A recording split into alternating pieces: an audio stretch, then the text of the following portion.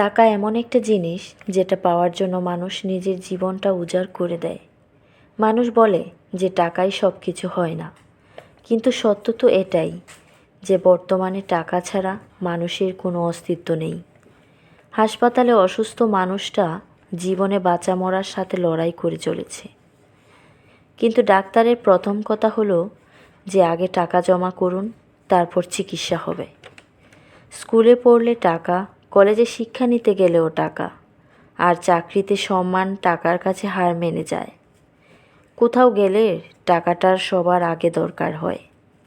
টাকা থাকলে মানুষ ভাবে, টাকা ছাড়া মানুষটা যতই সহজ সরল ভালো হোক না কেন, সমাজ সেই মানুষটাকে অবহেলা করতে শুরু করে।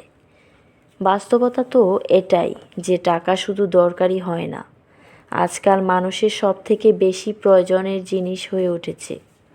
টাকা আছে সেই ঠিক, সেই সব থেকে সম্মানী ব্যক্তি এবং সম্মানের যোগ্য। আর যার কাছে টাকা নেই, তার সত্যগুলোকে খুব সহজে মিথ্যে বানিয়ে দেয়া যায়।